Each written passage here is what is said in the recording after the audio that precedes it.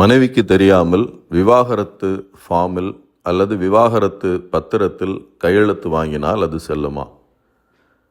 கணவன் மனைவிக்கு தெரியாமலோ அல்லது மனைவி கணவனுக்கு தெரியாமலோ விவாகரத்து பத்திரம், விவாகரத்து சர்டிஃபிகேட், விவாகரத்து ஃபார்ம் அல்லது இது போன்ற பத்திரங்கள் 100 ரூபாய், 50 ரூபாய், 20 ரூபாய் பத்திரங்களில் கையெழுத்து வாங்கினால் அது சட்டப்படி செல்லாது. இந்தியாவில் அங்கீகரிக்கப்பட்ட விவாகரத்து ஃபார்மோ, விவாகரத்து சான்றிதழோ, விவாகரத்து பத்திரமோ இது போன்ற எந்த ஆவணங்களும் கிடையாது. சட்டப்படி ஒருவர் விவாகரத்து பெற வேண்டும் என்றால் நீதிமன்றத்தில் தான் வழக்கு தாக்கல் செய்ய வேண்டும். நீதிமன்ற வழக்கில் மனைவிக்கு தெரியாமல் கணவனோ அல்லது கணவனுக்கு தெரியாமல் மனைவியோ வழக்கு தாக்கல் செய்து அதில் வெற்றி பெற முடியாது.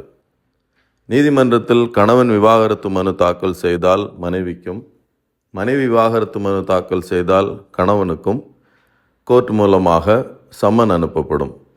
இந்த சம்மன் என்ற அழைப்பாணை வரும்போது அதை வாங்க மறுத்தால் உங்களுக்கு எதிராக ஒருதலை பட்சமாக தீர்ப்பு வழங்கப்படும். இதை எக்ஸ்பார்ட்டி தீர்ப்பு என்று கூறுவோம். ஒருவேளை சம்மன் உங்களுக்கு கிடைக்கவில்லை என்றால் புதிய சம்மனை அனுப்ப சொல்லி நீதிபதி உத்தரவிடுவார். இப்படி ஏதாவது ஒரு நடைமுறையின் வாயிலாக வழக்கு ஒன்று இருப்பதை எதிர்மனுதாரருக்கு கட்டாயம் தெரியப்படுத்த வேண்டும். ஏதாவது ஒரு வழியில் தெரியப்படுத்தாமல் உங்கள் வழக்கை நீதிமன்றம் முடிக்க முடியாது.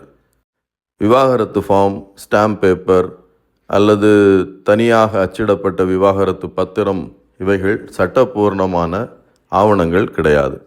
எனவே கணவன் மனைவிக்கு தெரியாமலோ அல்லது மனைவி கணவனுக்கு தெரியாமலோ இது போன்ற ஃபார்ம், பத்திரம் போன்றவற்றில் கையெழுத்து வாங்கினால் அது சட்டப்படி செல்லாது.